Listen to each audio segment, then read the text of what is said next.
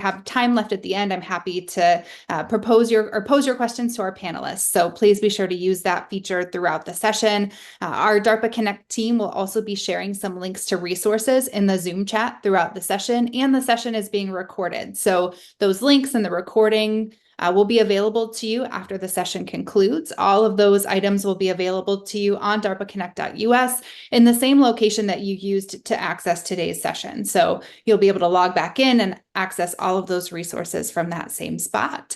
With that, let's go ahead and get started. And I'd like to begin by asking our panelists to go ahead and introduce themselves. And Anna, maybe we'll start with you. Hi, everyone. I'm Anna Tauki-Pedretti. I'm a PM in the DARPA Microsystems Technology Office and looking forward to the conversation today. Great, thank you. Shauna, you're up next. Hey, my name is Shauna Sweet, and I'm a program manager also in the Information Innovation Office. Excellent. And last but not least, Mac. Hi, everybody. My name is James Rich, but I go by Mac. I am the lead contracting officer for the SBIR and STTR cell at DARPA. So if you're going to do a SIBR or a SITR, there's a high likelihood that I will be your contracting officer. So thank you for joining. Excellent. Thank you all so much. We're looking forward to having your diverse perspectives from across multiple offices and thinking about your specific perspectives from the seats that you fill within the agency. So let's go ahead and jump in. With that, I'd love to get your perspectives on, when should proposers really consider forming a team when they're pursuing DARPA opportunities? When does forming a team make sense? And Shauna, maybe we'll start with you. Oh, that's such a great question. So I think that when you think about when things are coming out, ideally, right, there's always kinds of opportunities. And the more performers that I talk to in the DARPA space, prospective performers, people are having conversations all the time. It's one of the benefits of kind of being in the DARPA ecosystem is that there's always opportunities to reach out. And so I encourage people to kind of think early in terms of when they might reach out and understand how their capabilities, how their knowledge, how those things are complementary to other people who are in the DARPA ecosystem. Of course, when you see a BAA hit the streets or you see an opportunity, it is never too early in the process once you see that, because you actually get kind of a structure and a scaffolding around some of the things that DARPA is specifically interested in to start reaching out to existing networks. And I think, that's for me a good place to start. I would say early and often so that you have a foundation, especially by the time you get to industry day. It's always good to actually know a few people, have a few names, and have that musculature already kind of exercised a little bit to be having those kinds of conversations. Anna or Mac, any additional thoughts on that? I agree with everything Shauna just said. Right. As a researcher in the DARPA ecosystem, please reach out and talk to folks as soon as you can. A lot of times program managers start to share ideas that they have for the program with the community before a BAA comes out, maybe before it's even tech to pitch to Tech Council. And as you start getting an idea of what program managers are thinking about, start thinking about having conversations with others in the community and to find their thoughts on the topic areas. And the sooner you can kind of have an idea of how puzzle pieces fit together for your subject area, the better. Yeah, I agree with Anna and Shauna. They covered timing. You can never do it too early. Technically, I hope they agree with me when I say this, but when you don't have the expertise to do something, that's when you want a team member, and you don't have to team, but it never hurts to go out and get that real expertise that you all are missing if you are. Yeah, absolutely. So thinking about, filling those gaps and understanding where you might need to fill opportunities within your team, what advice might you offer for people and how to find those potential teaming partners? Because I know that can be a real challenge, right? Where can you actually go, or what can you do if you know that you need more expertise? Maybe I'll start. So what I would encourage you to do is to really think about what your individual strengths are as a company, as an institution, and understand maybe where you're lacking, identify what will complement what you can do best, and start reaching out from there. Um, there, of course, is opportunities to think about, it's easiest to think about folks in your own community, but also think about folks in other technical communities and start that networking to figure out how they'll complement you. Yeah, I just want to kind of pile on to this notion of like all different research communities. So I think one of the things that's so exciting about the work that DARPA does is, and I say this as a program manager, we have programs, like we each have expertise, right? That in different things, but oftentimes programs will necessarily span multiple disciplines. And so there's no, in some ways, teaming is really advantageous because just like probably no one company does everything exceptionally, though I don't know, maybe you do, right? That oftentimes we also as program managers are looking for this breadth as well as depth, right, at the same time. And so just to say, like, go outside your community. And I've mentioned in particular industry days. It's also, I might encourage folks who are kind of getting into the DARPA universe as well to start thinking about industry days, not as just for the program. So let's say that you come across the opportunity to join an industry day in a program that's related to your interests. You might not have had a lot of time. You might say, oh gosh, it's, in 2 weeks, right? And so I'm just going to make it. But you can use those opportunities, I think, to make connections, to really go in with an open mind and to hear what people have to offer. A lot of times at industry days, and I know that there's a number of program managers, and I think you are among them, right, where we specifically structure opportunities to give people the chance to introduce themselves to each other. So it's not just like a mixer, we actually give formal opportunities for companies to introduce themselves, introduce their capabilities. And so even if it's not a program you intend to propose to in that particular time, you can use those industry days as opportunities to like learn, grow, engage, right? And also see how you jive with the people in that company and kind of their ethos around the work.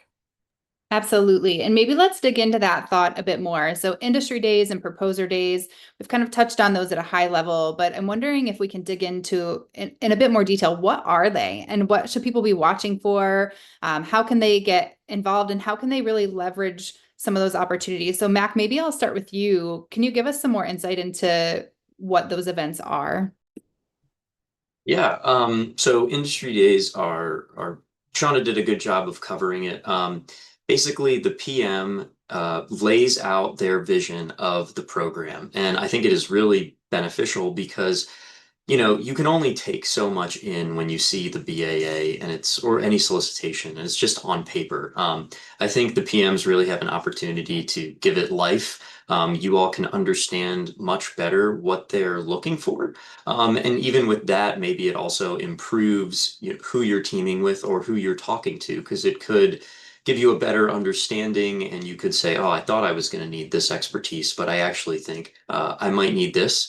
Also, just a shameless plug for contracting. You'll also get to meet normally a contracting officer for the effort. They can answer any questions about contracting. We are human beings. We love talking to you all.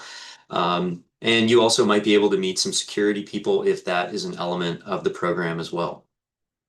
Absolutely. And I will just put a plug that in the chat, there's a lesson on how to make the most of a DARPA Proposer Day. So if you've not gone to an event like this before and you're looking for some guidance or strategies on how to prepare or how to make the most of your time at these kinds of events, please be sure to check that out because that resource is really designed for you to be best prepared. We recognize that it's an investment if you're planning to travel in person, even if you're attending virtually, right? It's an investment of your time to be there. And so we want to make sure that you have all the information you can to help you make the most of that event and that opportunity. Kind of alongside, what to watch for at these proposer days or industry days, certainly the lightning rounds that you mentioned, the opportunities for people to meet and greet. Are there any red flags that people should be watching out for, things that might indicate to them, or to you, what guidance might you have around pitfalls to avoid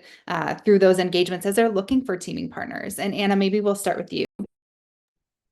Shauna talked a little bit about this, but right, if you're going to team with somebody, you want the technical skills to jive, but you also want your ability to do the programmatic work to jive as well. Because remember, this is somebody, if you're successful in a proposal, that you'll be spending a lot of time with over the next few years, and so making sure that their way of working is something that works with you is important.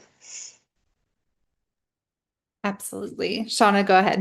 I was going to say 100%, right? So DARPA, we move fast, right? But what that means is we move fast over a long period of time, right? So it's a couple of years, but so it's both a sprint and a marathon.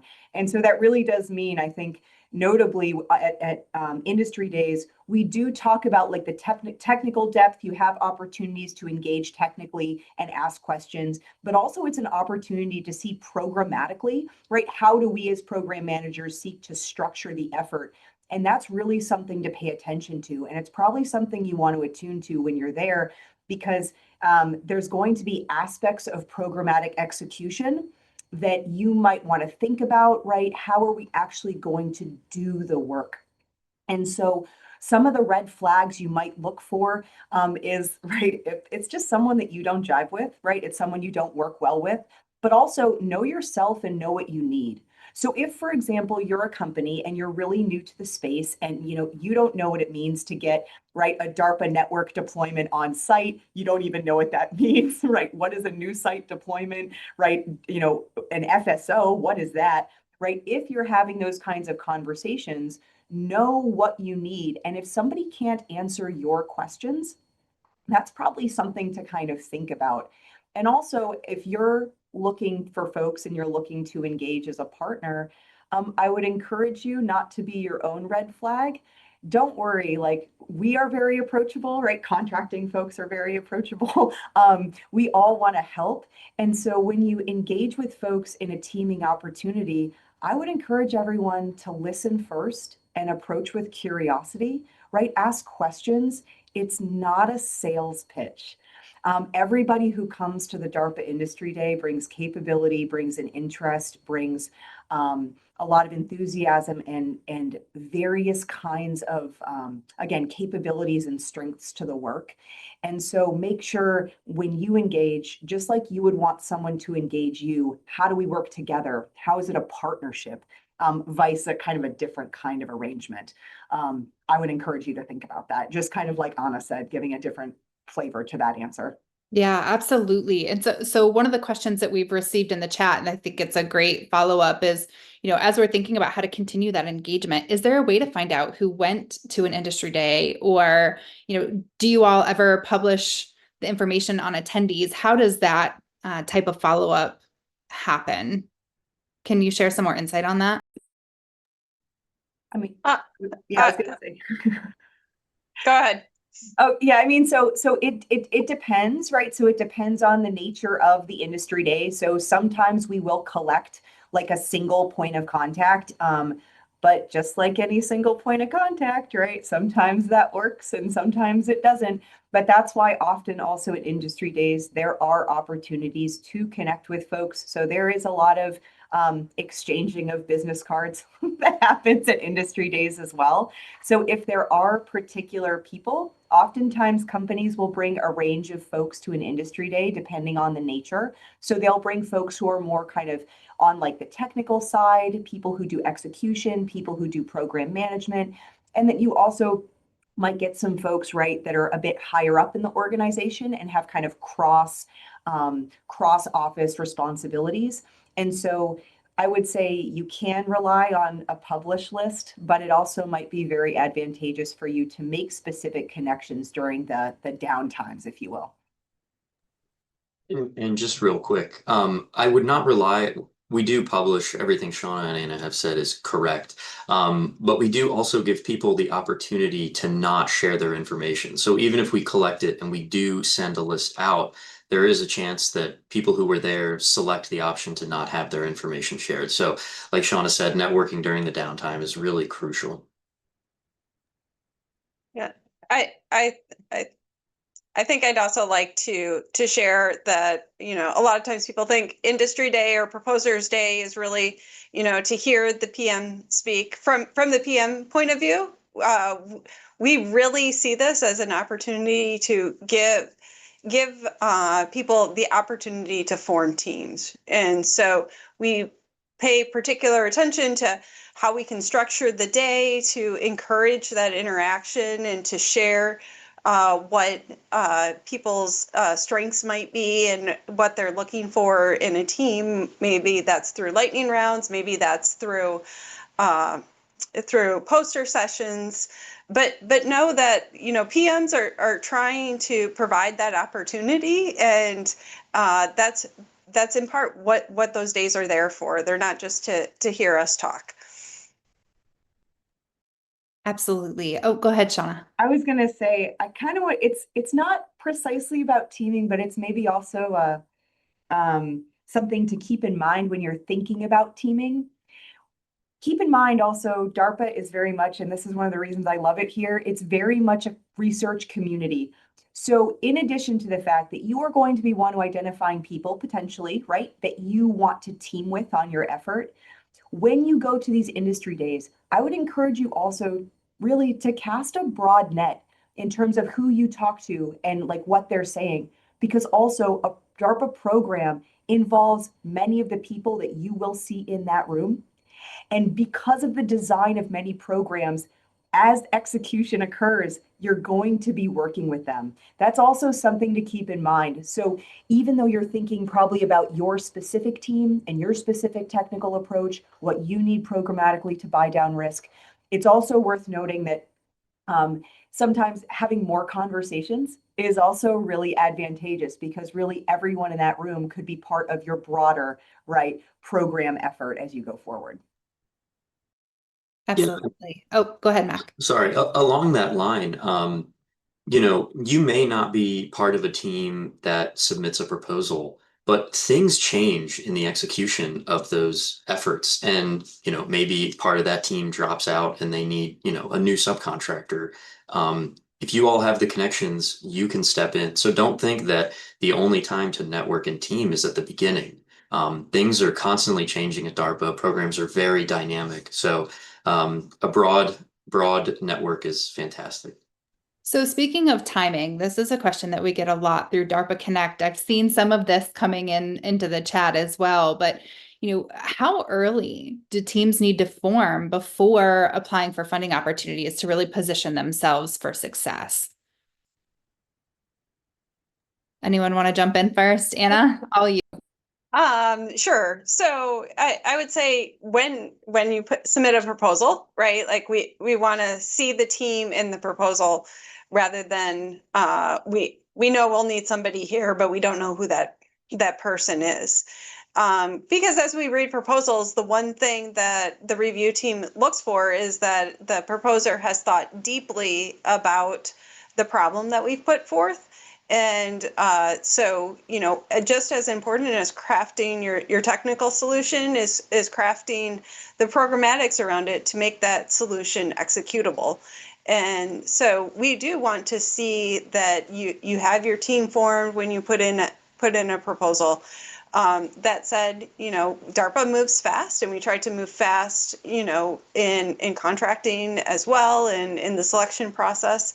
So we do realize that oftentimes we see changes in the teaming between proposals or between abstracts and proposals.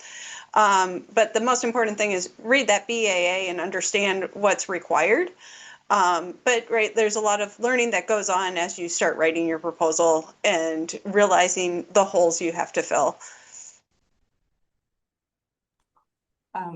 All of that is like 1000%, right?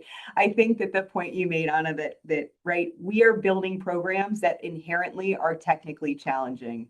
We know they're technically challenging. And so one of the things we're looking for, again, I always think about it like a group effort, right? It's one mission, one team. So as we move forward, make sure that you are constructing a team that when we read the proposal, right? When my reviewers read the proposal, when I read the proposal, we see that you have architected a pathway forward that allows you to also buy down that programmatic risk. And if I read in a proposal, even if notionally it's 3 phases from now and 2.5 years later, I still want to see that you have a plan to get me from the inception of the program all the way past the finish line.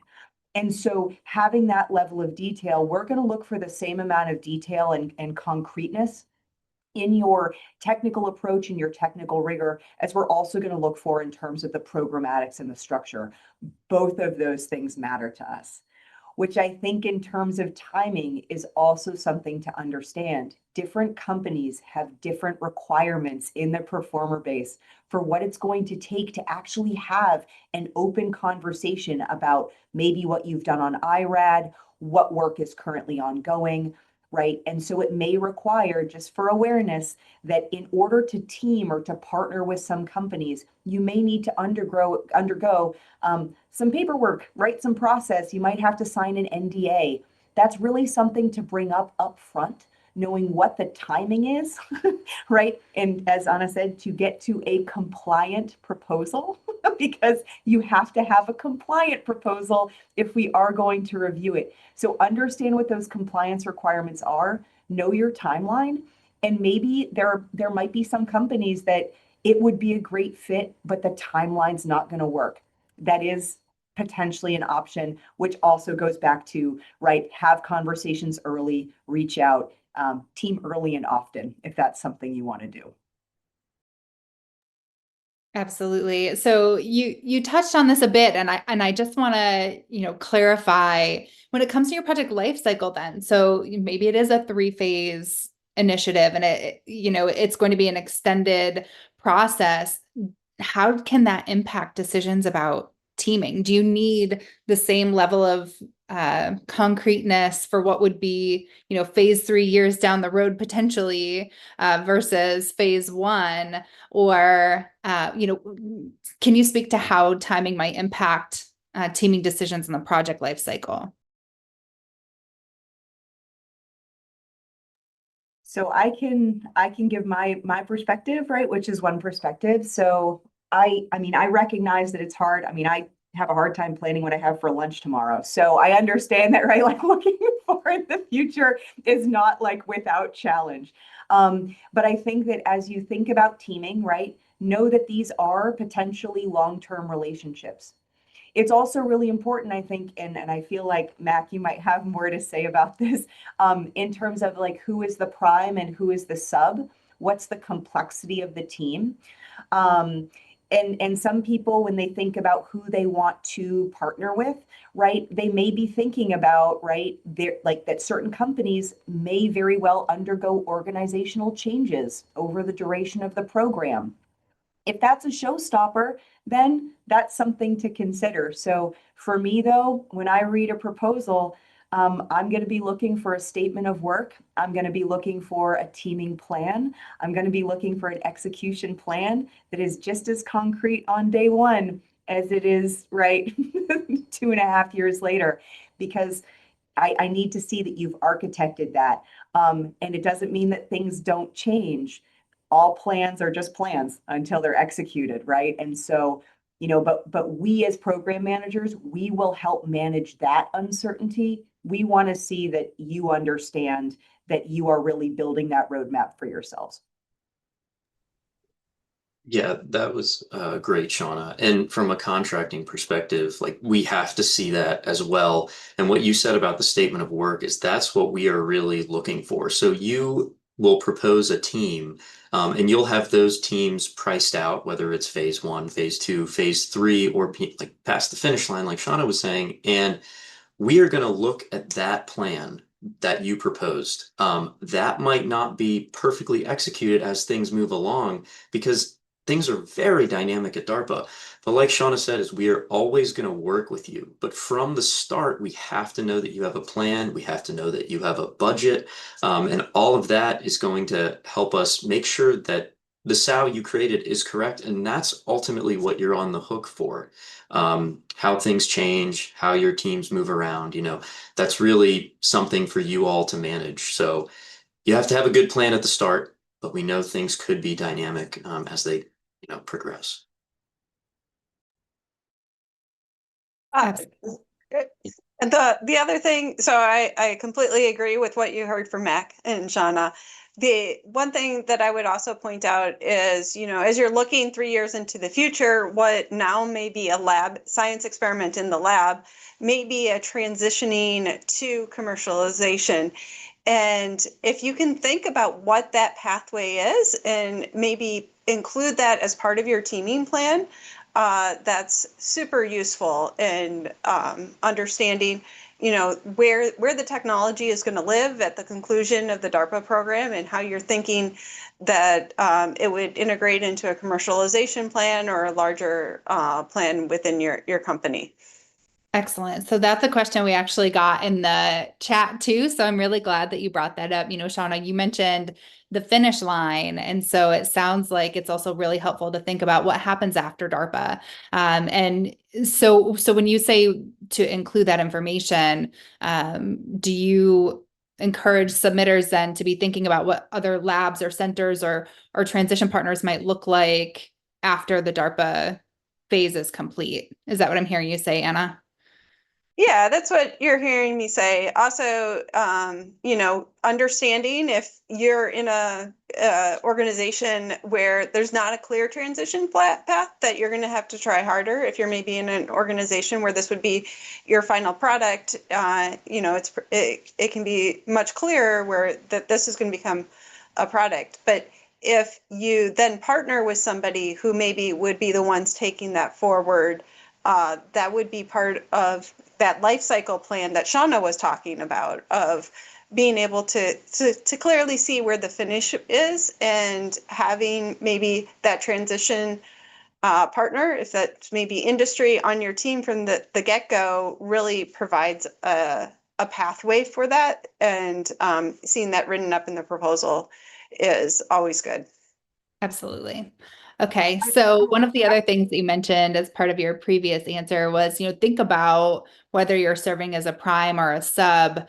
How should someone determine whether their organization should act as a prime or a subcontractor or looking for other kinds of partnerships for DARPA funded projects? Any insights on that, what that process should look like?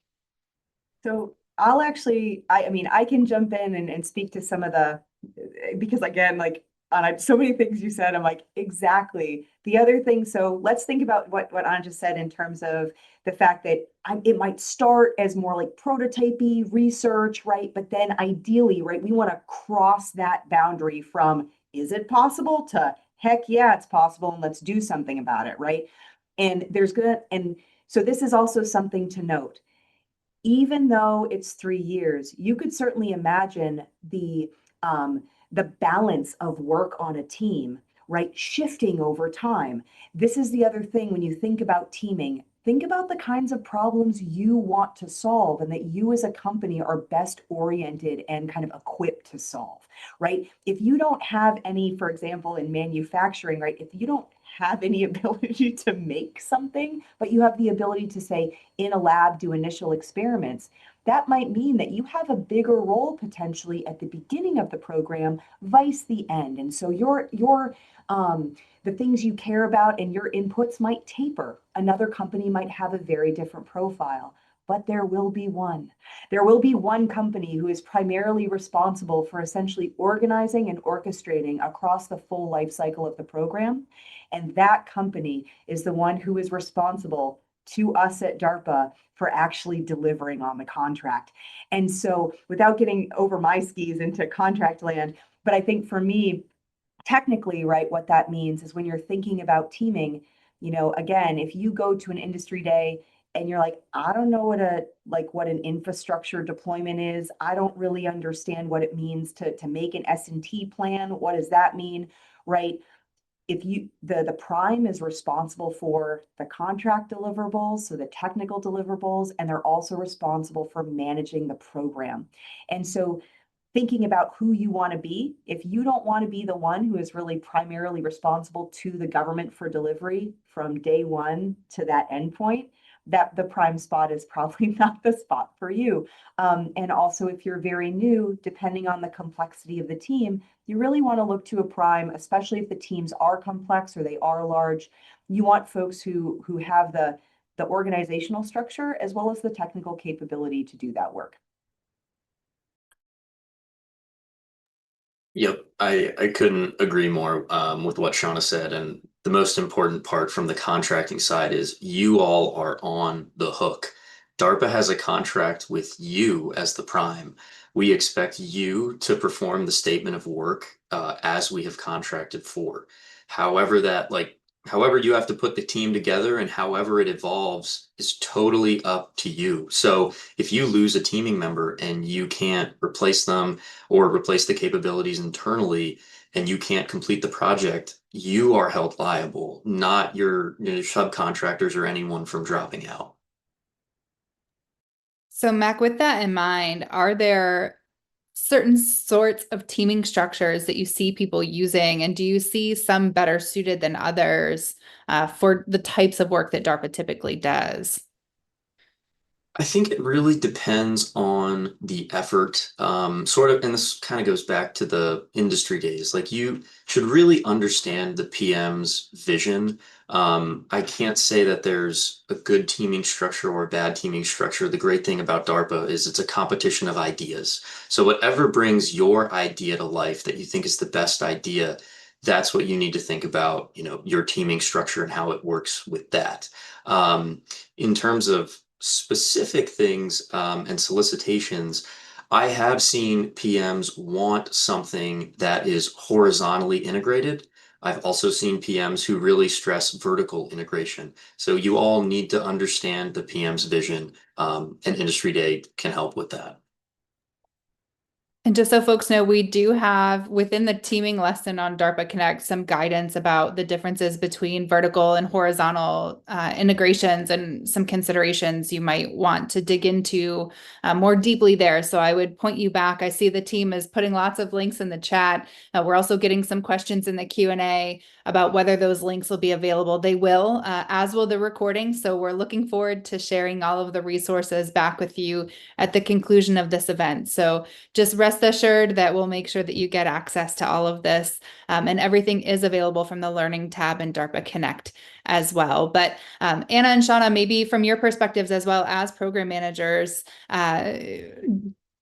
do you see, or what do you see are the primary differences? So Mac kind of alluded to the different types of funding opportunities. We talk a lot about programs and maybe the larger efforts, but as folks are getting, their first exposure to DARPA and looking for new opportunities to work with the agency, maybe it's a seedling, maybe it's something smaller, maybe it is like a SBIR award or something, along those lines.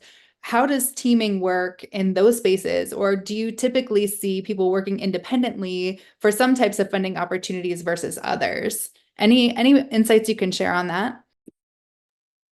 I would say for the smaller seedlings, SBIRs, we generally don't see as diverse of a team. But one thing that really gets me excited as a PM is when I see a proposal come in and it's like this perfect marriage of technology where this one performer is really fantastic in this area and this other performer is really fantastic in this area. And you're like, this isn't an opportunity to just put it together, and it gets really exciting because you can see how the technology would form. So really looking for the kind of like that perfect marriage when you're exploring those technologies is something I would really encourage as well. And I just to add on to the prime versus sub conversation as well. I think one thing I want to put out there is to also think about security of the program. And a lot of times prime might be better suited to handle the security of the program, and there might be then open up new opportunities for subs that wouldn't be available for primes. Yeah, that piece about security is it's so important, and it's really vital to also how we think, right? So one of the things that primes can do is they can really facilitate opportunities for smaller companies that might not otherwise be available were you to kind of come to us on your own, right? Again, it's that incredible, I love that, the blend of technology, because that also gets me really excited, right? So these programs ideally are opportunities to take like apples, oranges, and broccoli. I always use weird analogies. Anyway, like to take these crazy different things and somehow put them together, soup. But it really, and it's this opportunity that we hope, right, is unique in the space. And so we love it to see when teams really take advantage of that opportunity to say, look, I don't have to own the whole thing. I'm just going to absolutely do in the most amazing ways the thing that we are good at doing. And it turns out that absolutely works with what these other people are doing, and we could make something spectacular. I think something just on the teaming conversation, the other thing to note is like, again, I'd like to think we're all friendly. But when it comes also to communicating directly to the PMs, if you are building a team, something that you need to think about and work with the prime, if you are thinking about being a subcontractor on an effort, is make sure you have an open conversation early about the ways in which you may have conversations directly with the government, right? So will it be with, it's with the prime in the room, right? And so you also want to talk not just about execution, but also thinking about program channels and what you need to be successful on a team. Make sure that you talk about that, because there are some kind of nuances to how programs get executed that you really want to have that open conversation before you hit the ground running. And then it becomes a little difficult to negotiate. And I would just say, like Anna said, on the smaller efforts, it's usually much more like very small, very focused. I think about them as like proof of life, like, does this very small thing work? And so usually it's a single company or a single performer with a single like piece of the technology that then once it comes program time, that's when we see the blend. Yep, I agree. And just because we don't normally see it doesn't mean you can't do it. So don't think we're telling you not to team for a seedling or a sibber. That's by no means what we're saying. Like I said, it's a competition of ideas. If your small idea, which no idea is small, we'll just say dollar value small, or scope of work, you can by all means team with people. The other thing, just related to STTRs, this isn't related to SIBRs or seedlings, but STTRs, you are required to have at least 30% of the work done by a university or nonprofit partner. So I would always encourage companies to talk to them and have relationships with those people, because you can see an STTR come through that you're interested at any time, and you don't want to start up a relationship cold, right then and there. So that'll transition well into one of the questions that we've received through the chat as well. Do you have any tips for working with, so for folks who are in industry and are looking for opportunities to connect with academia, there are times when, the academic calendar can be challenging with things like sabbaticals, and, certainly it's got its own cadence that runs a bit separately from what industry typically does. Do you have any advice for how people can navigate those relationships as they're looking for teaming partners in new industries or sectors? I can, so one of the things that I like about that question is it actually might betray a bias that we're not always aware of, right? We as industry, we also have ebbs and flows. right? And so it's not just academia. I think one of the things that I mean, be aware, everybody has a calendar. And I think one of the things that might be really advantageous to think about, right, is if you are dealing with a university, I think one of the things you might want to think about is, hey, talk to me a little bit about how like your graduate students or your department structure is actually supporting this work, because it turns out that universities are remarkable at stitching together extraordinarily capable teams of folks that actually provide continuity that if we look at it from the outside, you might not actually expect. And those structures traverse, semester boundaries, trimester boundaries, et cetera. They even get us through summer break. Though I would say some of the things you also maybe want to have kind of cognizance and awareness of. And again, the diversity of partnerships is so exciting also to me as a PM. And in the I2O office, we often write code. It's probably really good to have a conversation about how your code is going to be managed, how your code base is going to be managed. And so not just calendars, but also make sure as you're thinking about teaming, everyone has to do a little bit of work because probably cross disciplines, across companies, across domains, you don't speak the same language. Start those conversations early and often so that by the time you reach execution, it's a little smoother.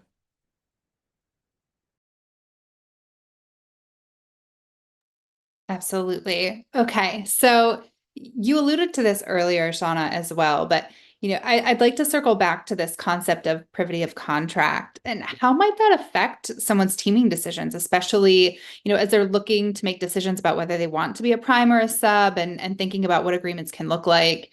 Mac, maybe we'll start with you. How might the concept of privity of contract impact their decisions?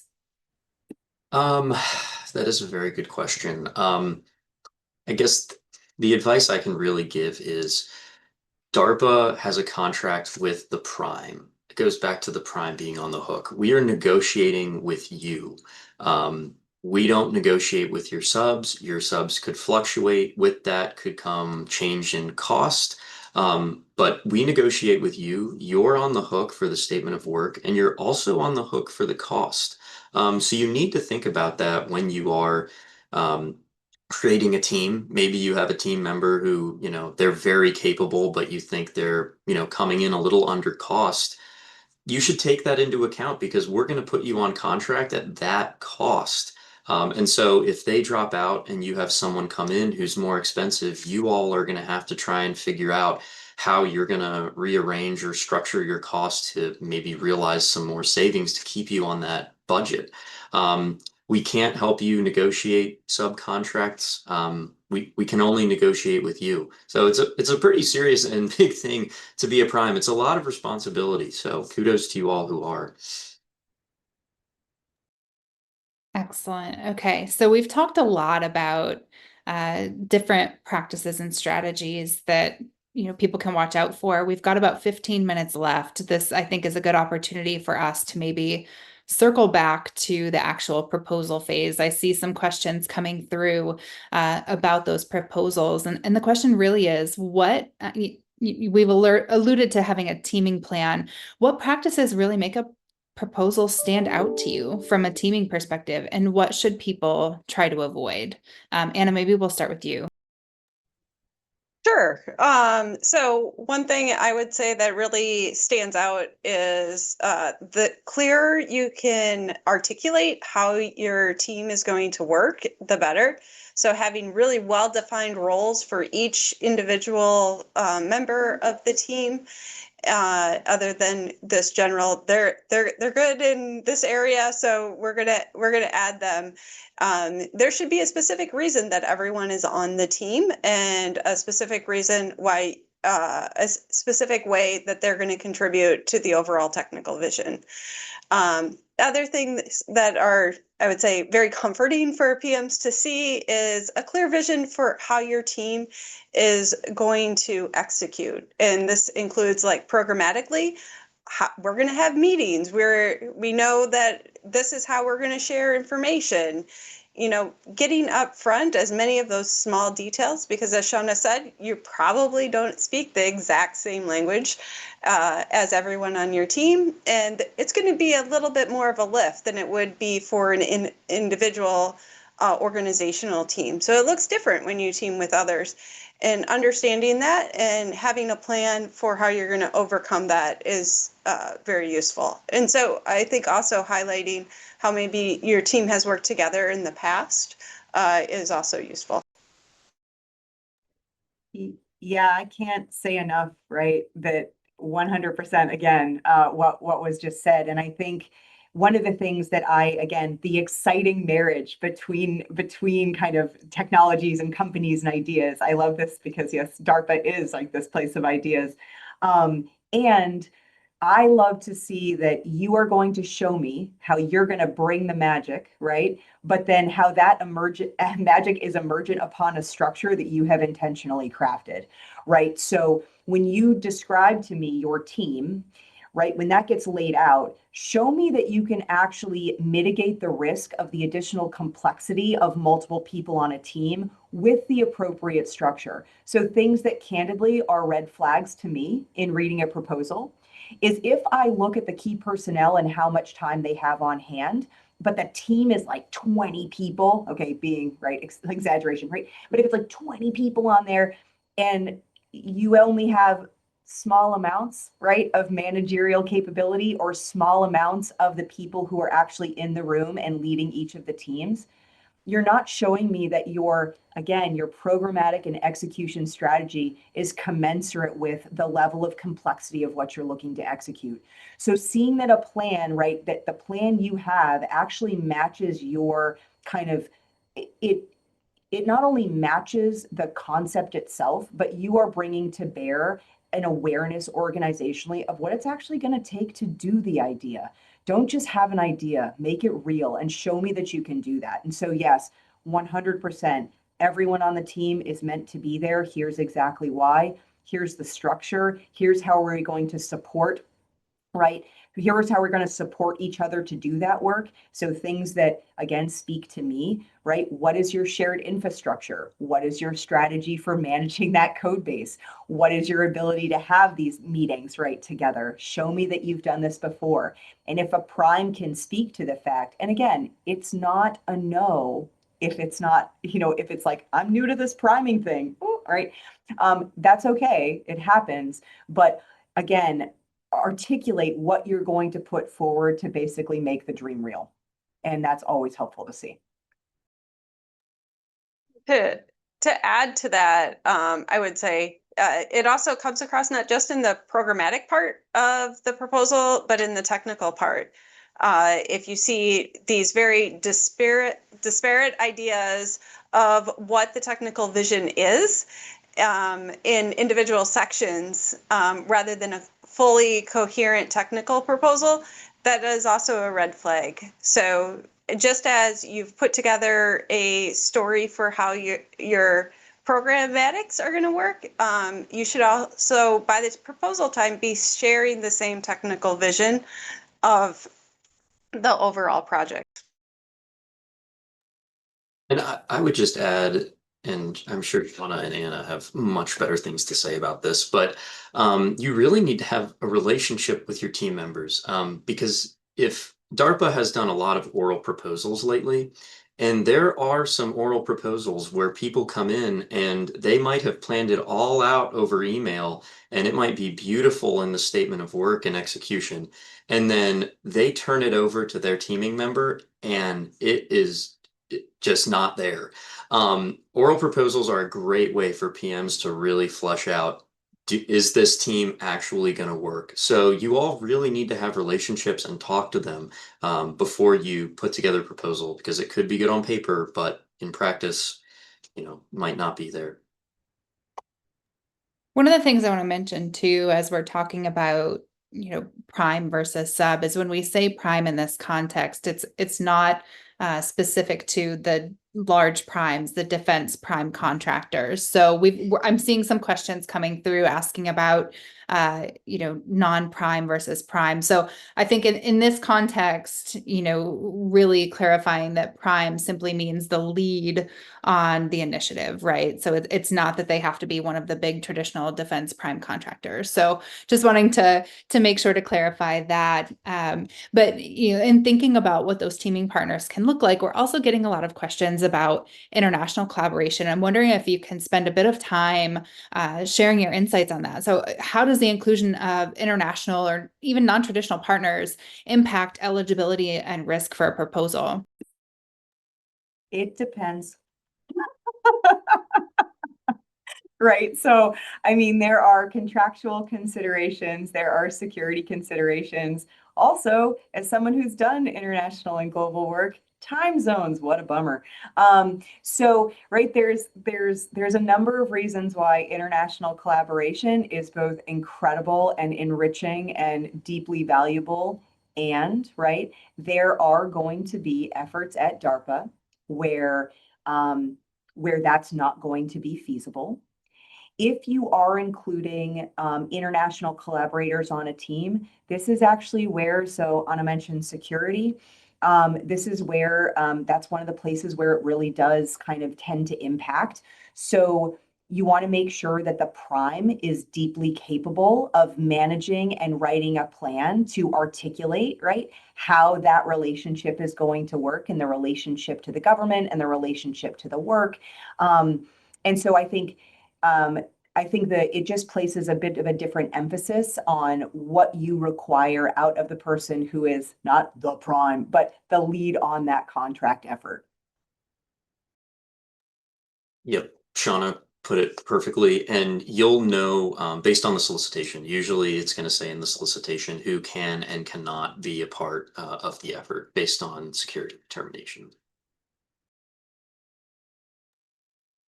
Okay, great. So one additional question. We've talked about the importance of aligning your work with the solicitation. What happens if, as a team forms, they have this really great idea, but it doesn't directly align with a currently open solicitation? Does that team have a pathway for submitting their idea, or what advice might you have for them to get their ideas in front of the agency, Anna? I would say whether it's an individual or a team coming up with ideas that don't directly align with open solicitations, the best thing to do is to reach out to a PM. You can see interest areas on the public website and, sorry, find somebody who is well aligned to your idea and reach out to them and discuss it with them. There might be opportunities coming up, or it may be a case where there's not, but reach out to PMs. Shauna, what advice might you have? I would say, yeah. So the thing that, right, so we're on different screens, but like, believe it or not, like Anna and I, if I got something, I was like, hey, right, we've actually emailed back and forth several times in the past couple of weeks. So we also, as PMs, if you bring up something like, let's say there's a solicitation and you're like, this is the most amazing idea. The first thing, I will be perfectly honest with you, and this also happened to me when I was in the performer space at DARPA. If you write something that does not meet the requirements of the BAA, that risks being non-compliant. Okay, so that does mean that you would put these amazing ideas forward. It is not a reflection on the quality of the ideas. It just means that in the context of that opportunity, we actually can't technically evaluate what you said because it's non-compliant.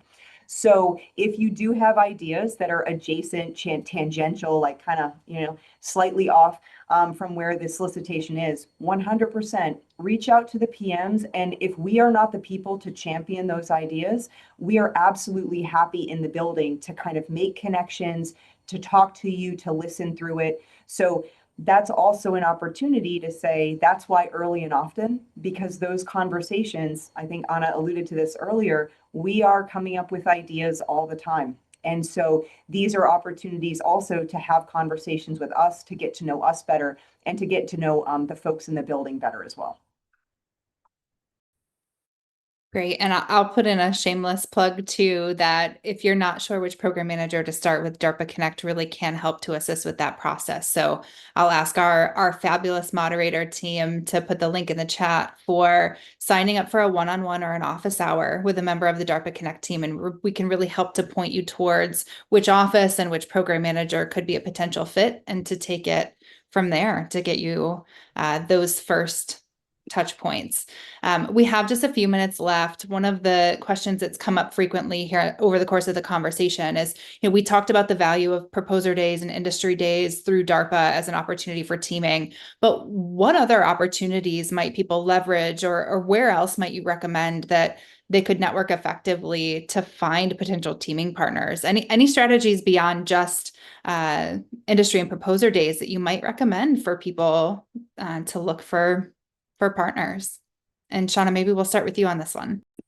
Yeah, so I mean, it depends on what communities you're part of. So there are a number of different, for example, so I've been part of several different conferences that are in the National Capital Region and elsewhere, right, where you can go and remember, like, it's all these like incredible technical ideas. So you can also network, right, when you go to like academic conferences and talk to people and see what they're thinking about, what's pushing the state of the art, what's at the edge.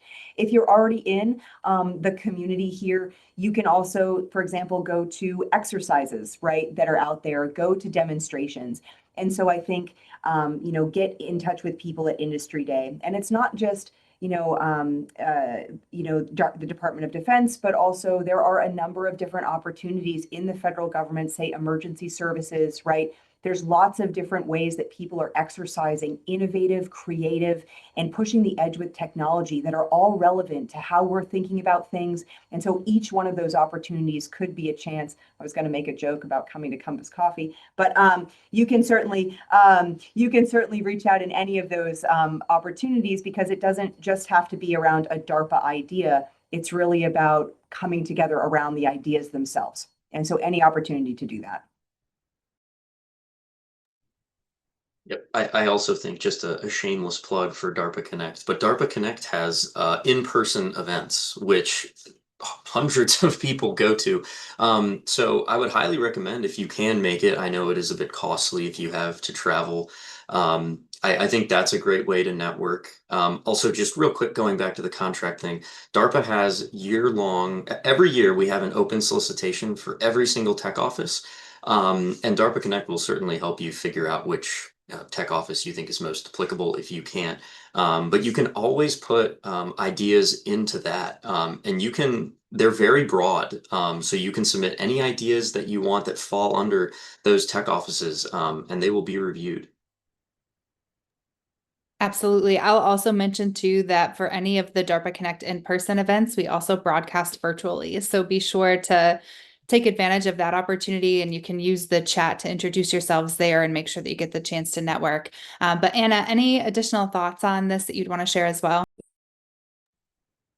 No, I think the idea of knowing that it's going to be a creation of multiple communities. One thing to think about is knowing where your technology fits into the broader technical community. And while you may be going to conferences in your area, also think about going to conferences in how your area fits in with other areas, because that provides a really good opportunity to talk to maybe the end users of your technology, and will also be an opportunity to network and find potential partners. Fabulous. Well, thank you all so much for sharing your expertise and your insights today.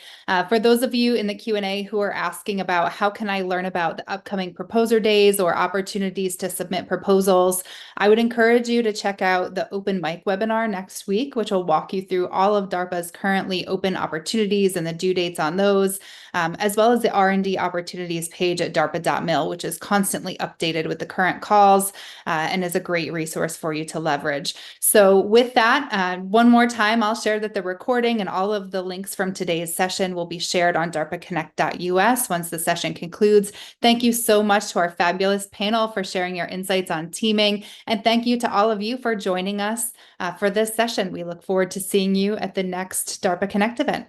Thank you.